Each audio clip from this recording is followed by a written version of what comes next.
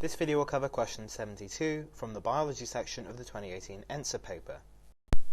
In this question we're told that a diploid cell divides by mitosis, and that after the mitosis of the cell, a mutation occurs that changes the genotype of one of her daughter's cells.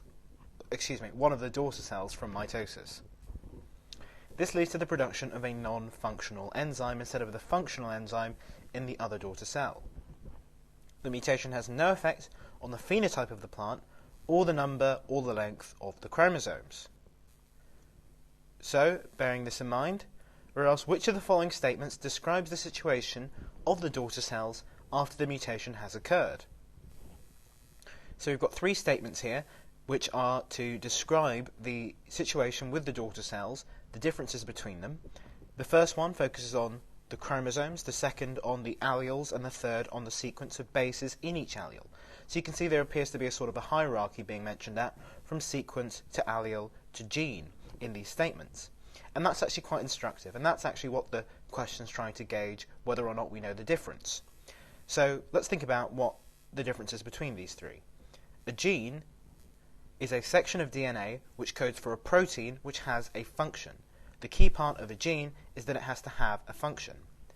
An allele is a variant of a gene, and these different alleles vary in that they have different genetic codes. They have different sequences, which may or may not encode for different proteins and cause different phenotypes.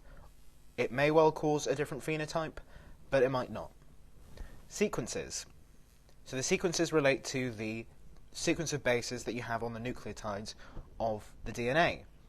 If you have a different allele, their sequences will differ.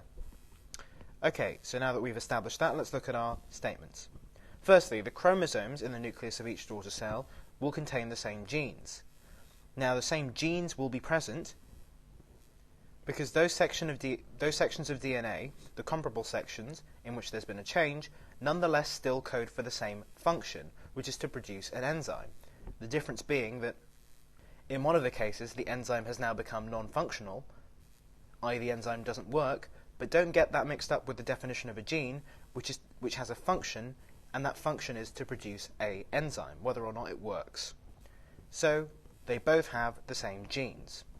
They both have the same loci, or points within the DNA that do the same thing. Okay, point 2. Both daughter cells will contain the same allele for each gene. Well, although they have the same genes, the alleles differ. One has an allele which leads to a non-functional enzyme, one has an allele that leads to a functional enzyme. So they're different gene variants.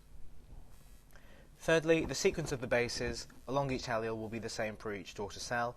Well, that's wrong because they don't have the same allele, and the sequence is what's changed because we now have a mutation that's led to a different protein structure and a non-functional enzyme. So our answer is that only one is correct, and that gives us answer B.